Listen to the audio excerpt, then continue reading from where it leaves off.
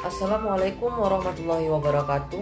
Perkenalkan, nama saya Ahmad Fikron Windri dengan NIM D1 D021061 dari kelas R001 Prodi Kehutanan Fakultas Pertanian Universitas Jambi dengan dosen pengampu Yeni Romano MSI.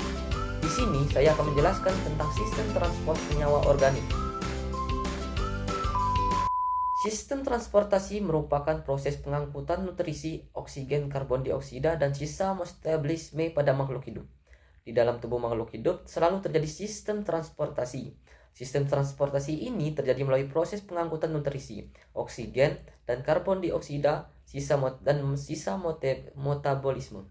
Dua jaringan yang sangat berperan penting dalam transportasi tumbuhan adalah xilem dan floem, yang berada pada setiap bagian tumbuhan baik akar, batang maupun di daun. Pengangkutan tanaman. 1. Transportasi floem.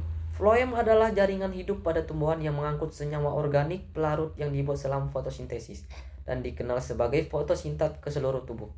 Proses transportasi ini disebut translokasi. Yang kedua adalah transportasi xilem.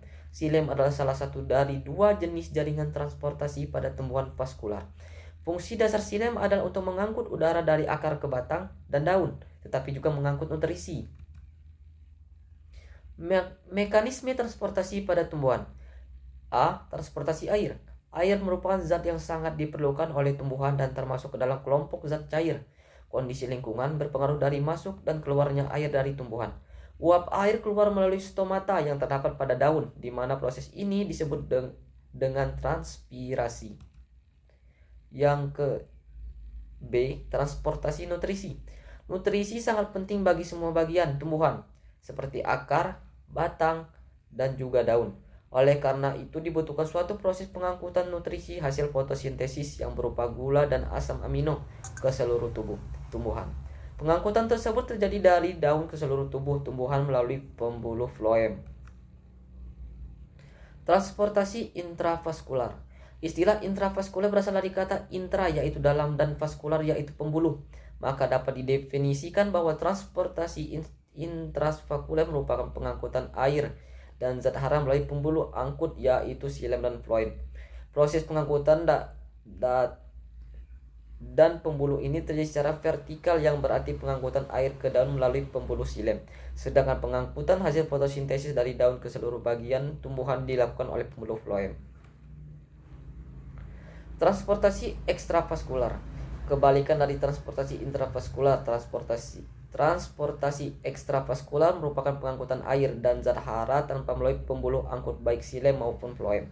Pengangkutan ini berjalan dari sel ke sel dan biasanya dengan arah horizontal, di mana dimulai dari epidermis rambut akar kemudian masuk ke lapisan korteks, lalu ke endodermis dan sampai pada berkas pembuluh angkut. Transportasi ini dapat dibedakan menjadi dua yaitu simplas dan apoplas. Implas yaitu sistem pengangkutan zat dan air pada sel atau jaringan hidup melalui sitosol yang saling bersambungan dan dihubungkan oleh plasmodesmata. Apoplas yaitu sistem pengangkutan zat dan air pada sel atau jaringan mati melalui dinding sel dan ruang antar sel, namun tidak terjadi jika melalui endodermis karena adanya pita Kaspari. Perbedaan xilem dan floem pada jaringan tumbuhan. Yang pertama ada unsur. Xilem memiliki unsur trakeal, sedangkan floem memiliki unsur tapis. Yang kedua ada serat. Serat floem berupa sel hidup maupun mati, sedangkan xilem sel panjang berdinding sekunder. Yang ketiga ada parenkim. Parenkim xilem adalah komponen sel-sel hidup, sedangkan floem sel hidup yang terletak di bagian buluh tipis. Yang keempat ada sel. Floem memiliki sel albumin dan sel pengiring, dan xilem memiliki trakea dan trakeid. Sekian dari saya. Bila ada salah kata, saya mohon maaf. Saya akhiri dengan wassalamualaikum warahmatullahi wabarakatuh.